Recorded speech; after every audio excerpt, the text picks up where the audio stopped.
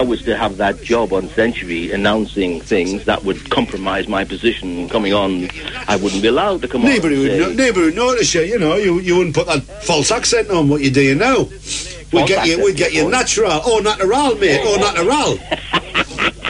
Anyway, dear boy, it appears that this Blair creature, yes, I don't know if you've heard the latest news, but he doesn't want all of us, like you and I, to have a vote in an election of an EU president. He wants to elect himself, the swine, the creep.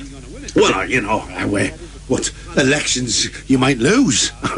Why have an election if you lose it? You only have an election if you're going to win it. Yes, that is a point. Well, that's the only reason I would. That's why I liked about Bulgaria.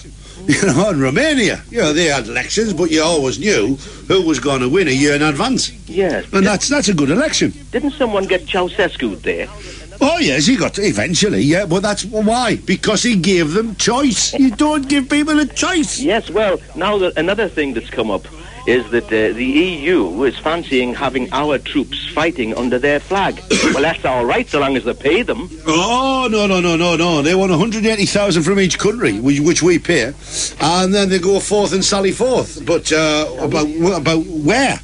Where? When was the last time any of the troops fought? I mean, it's always us. I didn't see the French out in Sierra Leone. The French weren't there in the Gulf War in any great shakes, were they? Nobody should be in Sierra Leone except the Sierra Leonean. Sierra Leone. Well, I'll just let them make good films. That's what I'd say. I'll tell you what, though, if we were fighting under the EU flag and some of our lads wound up what you call dead, at least their widows might get an EU pension, which would be 2 or 3 times what a British one would be. No, you know that wouldn't happen. The trouble is, how can you fight under an EU flag? Nobody know what it means. Well, they're the same size, I mean, the enemy's not going to run away. The enemy run away from the Union Jack. You know that behind that Union Jack is one of the most warlike tribes on the planet. Really? You know, the Brits. No, we're the peacekeepers, Michael. The Brits. Well, you got in with a bloody blue flag with little dingly stars on it. Looks like the fairy Dingley Dells coming to attack you. You just burst out laughing. Yes, well, that is a consideration. Anyway, I was thinking the other day of a likely scenario, you know, a conversation between Mr. Blair and his lady wife. Oh, yes. He says, I fancy a second bite of the cherry. She says, don't you trifle with me, she says. Any hint of violence and I'll get my solicitor under you. By Jove, that was the most boring crapola. You'll get your fanfare. God almighty, you deserve to be horsewhipped. It's just picking the horse up that stops me from doing it to you. You're too kind, Michael. Exactly, get to bed. 01914 2000. Just rolls off the tongue. A bit like phlegm. 01914 477 2000. There you are. I can say it either way. I can say it up and down, in and out, round about, upside down. Matthew. Hello, good evening. Goodness me. Straight in there. It's Matthew from Bradford. Yes. Bradford, Matthew. Upside down. Isn't that Diana Ross? Oh, bye. I wouldn't like to see her upside down. She's only standing up straight. She's a good singer. Hey, get away, Diana Ross. Yeah. I know, man. Or as I heard someone say on the radio a few weeks back, Dinah Rod. Never. How dare they call a beautiful singer like that Dinah Rod? Dinah Rod. Dear me, that's disgraceful. Yes. So then, Matthew. Yes. Talk to me. Yes. You were saying earlier about there wasn't much on the TV last night. No, there was nothing on the TV last night. Well, what channel were you watching? I've got something like 634 channels to watch. Right, you've got the posh I've got the lot. The lock, stock and barrel. But I refused to watch the late night news from Shanghai. From where? Shanghai. Oh, right. Because John Barry was on the television last night. Yes, I know, but I was on the radio, dear. I was on air. Oh, of course you was. Yes, you see, John Barry. I was going to ring you up last night. But you were watching John Barry? John Barry, yeah. I watched that video. Boring, man. What a boring person. Yeah. Boring boy. He's from York, you know. Sure, yeah. No, York. The city of. Yeah. Aye. Yorkshire. No, he's from York. Yes. In Yorkshire, but he's from York. Yeah. Right? Yeah. Yes. And I thought it was interesting. Well, you would. You know. Aye. Because he did all the James Bond. Oh, he did indeed. I've got a CD of his. Have you? Yes. I saw John Barry when I was a young lad with his band, the John Barry 7. Oh, right. I remember those. Hit and miss. I've seen them live on stage, mate. Yeah. The original lineup, were they? Exactly the original lineup. Yeah. Man, I was only a tot. tot. I Yeah. was only a tot. You I was was, taken, yes. You went out with your mum and dad. My uncle took us. My uncle took us to see it, because he was a teddy boy. Yeah. He was a teddy boy. He was a teddy boy. So he was into Bill Haley and all that. I saw them as well. Yeah. Bill Haley and the rock and the Yeah. the rock and Right. Saw them rock around the clock. Yeah. Oh, I saw them all. Well, there's a few people in these nightclubs that does that. Ah, well, I've seen the originals, lad. I've Rock been there. around their handbags, eh? Oh, excuse me, I'll Yeah. slap your face with me compact. Can I just say, You can indeed. please? Can I just say, when you're ready? Yeah. Compilation. You ready? Yes. A few radio presenters have made a compilation of hits to put on their favourite hit records on CD. Ah. Now, has anyone in Century done a compilation of hits? Well, they're never sober enough, long enough to do one. No. We haven't done a compilation of hits. Well, I was fancy getting this Love Songs CD. Oh, well, you should talk to Vicky Archer. Who? Vicky Archer. Vicky Archer. She does our Love Zone. Yes. From well, 12 o'clock to 3, right after my show. Right after your show. Yeah. I sometimes listen, you know. Well, there you are, you see. She's got the love song. Yeah. Me, I couldn't be bothered. You know, there's no money in it. Oh, is there not? Well, no. Have you ever done a radio show with music? Have I done a radio show of music? Yeah. No. You've never played... Oh, couldn't be bothered. You couldn't be bothered? Could not be bothered.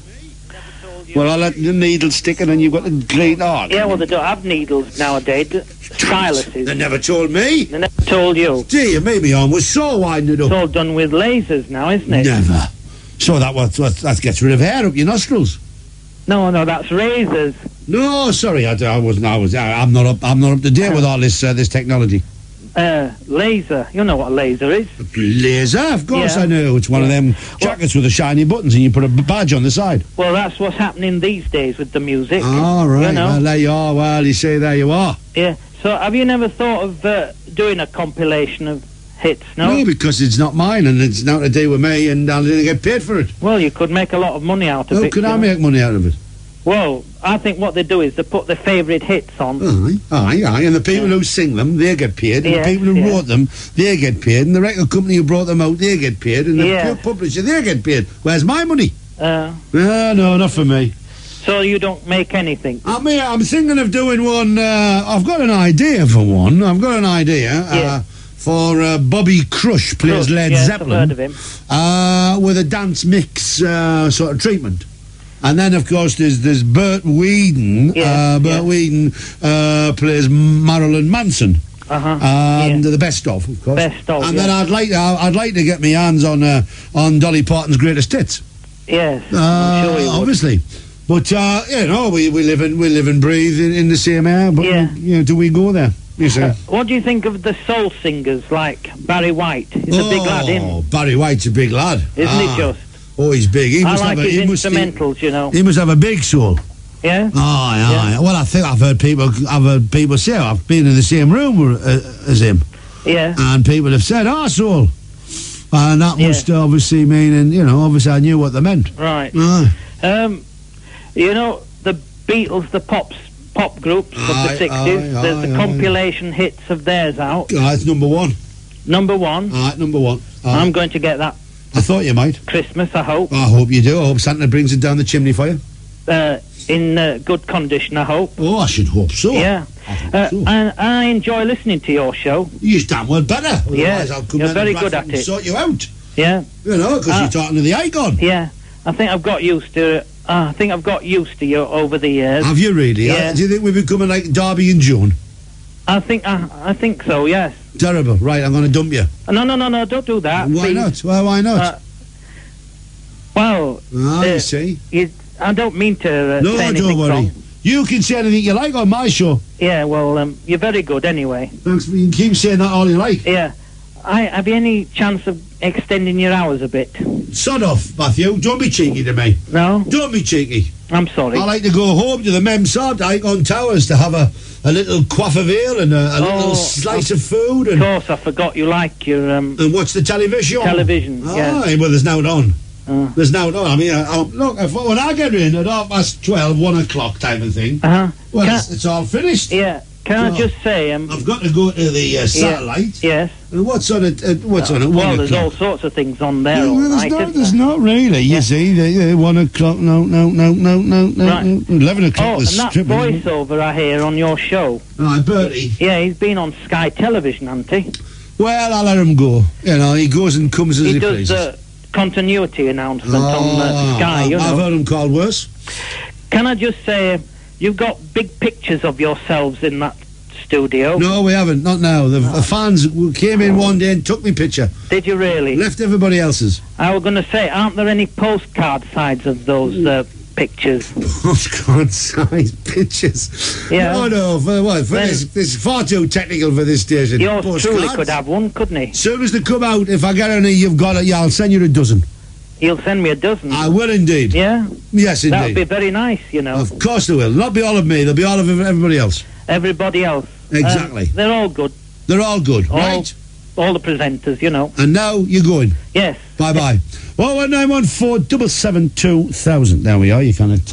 yeah, fair enough. That was Matthew from Bradford. Nice lad. You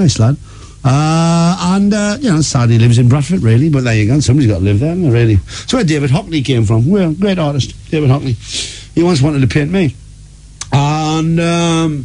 it was probably the wrong time. He wanted me, you know, in just a thong by the swimming pool, and I thought, no, I don't know. I could wear. How long could I hold the pose with a thong? You know where the thong ends. And I thought, I'll be irritable. I'll be moving. I'll be tetchy, and I'll probably smack him. 01914 772 David. Hello. How you doing? I'm very well, thank you. Strange, we're getting lotties coming and staring at me. Anyway, David, what can we do for you? Well, we found out about my friend's little secret that he had. No, he's been keeping gerbils? No, he's gay. He isn't, is he? Yeah. Goodness me. Well, there you are then. How did you find out? Did he kiss you? No, well, me and my mate knew we were going up to his, right? We just went and knocked on his door, couldn't get an answer. So we looked through the window and we seen him you know what? Doing it with another bloke. Never. Doing it with another bloke? Yeah. Doing what? Hanky-panky. What, iron hangies? Nah, sex. Wash your mouth out, laddie. We'll have no bad language on my show of shows. Rumpy-pumpy's the word. I forgot that word. So, well, you're a bit funny. I mean, see, you often go around looking in people's windows. That's a bit pervy. That's pervy, that. Knew that, don't it? Well, that's pervy, though. I'm sorry, you've gone out with a pervy, mate. You don't go around looking in people's windows. I think that's perv. I didn't do it, though. Oh, now you see you didn't do it. As soon as I said it was pervy, now you're backing off. So if you didn't do it, you didn't look through the window, do you know what was happening? Because me mate told us and I had a look. But he's a perv. We've already stressed the fact that he's a perv. So how can we believe a pervert? You see, how can we trust a perv? You see, you're not thinking things through here. You do not realise that your mate, the perv, right? Aye. Obviously, right, fancies either you or your other mate. And he's splitting you up. Divide and conquer. No. Have you played Conkers? Aye. Well, there you are, you know what I'm talking about. Yeah. So I would say double check. So have you talked to your mate, like? I always said that we won't say anything about it. Well, of course you won't say anything about it. You just come on the air and tell me. And 2.4 million people. Oh. You know, but that's all right. That's all right. We won't... everybody out there, hand on heart, fingers crossed, repeat after me. I promise David and Icon that we will not tell anybody about your friend. Okay. Right, you're okay. You're fairly safe now. Your secret's okay. But I can't speak for the people at Peterlee. Because they're gossips. But there you go. So are you going to still be friends with your mate? Aye. Quite right. Now go up and give him a hug when you see him. And say, I didn't mind if you're homosexual. You're my mate. Yeah. Right? And the one who's a pervy, say, get a job as a window cleaner. Right? Champion. 01914 2000. 01914 2000. Oh. Anne, I see a name. I see your name, Anne. Hovering on the television screen. I shall find you, Anne, wherever you are. You cannot hide, because the icon sees everything. Right, I hear it all as well. I bet you do. She's sitting there thinking ways, eh? Oh, think what a funny couple they are. Oh, what? Hey, well, listen, I didn't realise till this afternoon that Century isn't really the Century it used to be. Is it not? No, you've been took over by Capital. I phoned up. Not to do with me. I wasn't here then. I know you weren't. Sorry to say, but I'm glad you're back. I'm glad I'm back. I know you are. And I'm glad Capital's bought them. Oh, I don't like Capital. I like Century. Well, it is Century. Of course it's Century. But it's different. They're all different presenters. No, they're not. There's only you and Goffey left. No. Where's Roger? Roger was on just before me. No. Oh, You see. And you got the Barley brothers. Well, you had Jim. Jim's been here now a year. And Gary, who was the Gary Garden and Gary. So he's still the same. Goffey's still there. Parlour was new because there was a change around. We kind of stopped people leaving, you know. No. And well, anyway. Bill Steele's still here. Oh, aye. He's You see, and you got now Vicky Archer is just a change, but you can't expect Bill to do 6 or 7 hours, can you? It's a different show. It's not the same as it used to be. Of course, it's better. No, I don't think so. Well, you're rubbish. You're talking rubbish. No, you're talking rubbish. Don't you tell me I'm talking rubbish, you cheeky Charlie. I'm your match anyway. You're not my match, Yes, pet. I am. You're not my match. You're a dwarf. Well, you're not a giant. Of course I am. Get away. I'm an icon. Hey, I know you are. But listen, are you there? No, Oh, I thought you'd gone. I have. I was asking when they were having their Century night out, you know? And they said they don't do them anymore. Oh, they've stopped doing them. Well, I didn't know that. I know, what a shame. That used to be great. It was fun, but It was good. times pass. Yes. And maybe other things will take their place. You reckon? Well, I don't know. I'm not privy to that. No. You know, I only come in on the night shift. I know you do. You know, but we'll find out. It could be fun. But when you get new people coming in and they want to look at different things, it's all different. It doesn't seem as good. Well, it is actually. There's more listeners coming in and listening and saying how much they enjoy it.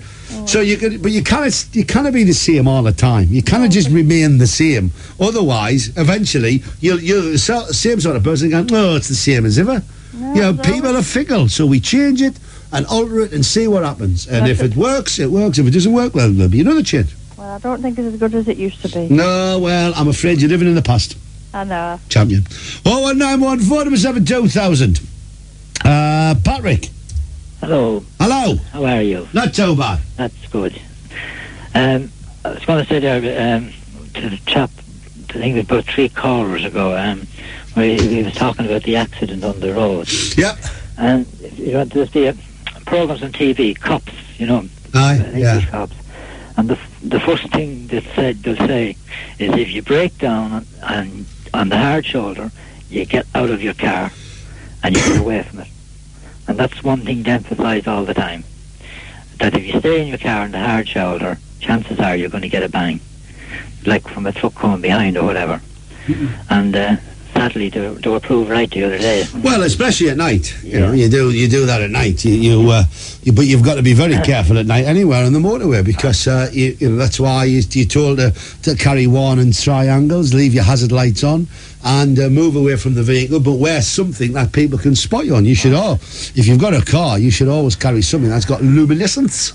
Well, depending on what part of the motorway you're travelling on, you get a lot of truckers coming in off the continent, bringing a load, say, back up to Liverpool or even a back up to Scotland, and they get tired, just like everybody else. They get tired, and for a few seconds you'll see them. I was watching the cops program, and they were following a truck, and they showed he went in just slightly be off the yellow line, and he says that's how they get tired. And they don't stop. Well, they should, you see. And there's no excuse. There's no excuse for somebody driving when they've got fatigue or when they're sleepy because they die. And there's a program on tonight about it, which says basically if you fall asleep at the wheel, it's either lie or die. You lie if you're alive. You lie that you fell asleep. And otherwise you're dead. And the trouble is how many other people are. But I'm afraid lorry drivers, the bad ones are fiddling the tachograph, they're doing too many hours, they're banging up and down the roads, foreign ones as well, not just British, and they're all lethal. And we've got to somehow put a stop to this. Very difficult, but we've got to really start hitting so that companies get fined. Directors who allow their men to break the law, they do time, as well as the men. And we've got to send a signal out. Don't do it. That's what you just said there is quite correct. But a good firm will pay the men good wages, but I don't think there's that many around. The bad firms, will rip the men off and expect them to risk their lives and all our lives. So you've got to be hard with them. We want all the cowboy firms to be bankrupt, off the road, all their crap lorries, substandard lorries off the road, all the bad drivers off the road. One more point, Mike. Today, I believe that the protesters that has the lorries down into London today, I think they were absolutely wasting their bloody time.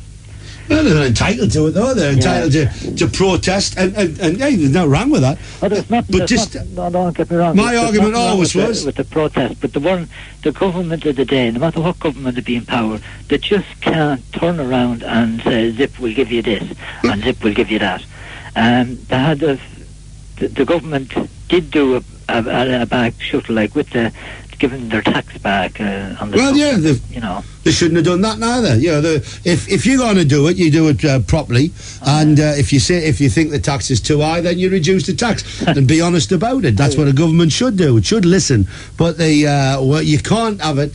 You can't do anything if there's threat. The big culprits here, there's lots of culprits, but the Road Hauliers Association and the National Farmers Union should stand condemned, because they should have been the leaders. They should have been the one who negotiations with. It should have been all done low-key, and I think something might have happened. But bad, incompetent management, bosses are bad. The runners of the NFU and the Hauliers Association should be thrown out, because they're not fit to represent members, because they've allowed this wildcat to happen, and that's acceptable as well. But once you come out and put a threat to the government, you've lost, because the government cannot be seen to back down, because the city would hit them. Just the one thing, I could just imagine Tony Blair standing at one of these booths going to vote for himself, and his P45 in one hand and the vote in the other. Well, it's better than a revolver. What you want to understand is if Tony Blair's out in the Prime Minister's limousine and it breaks down,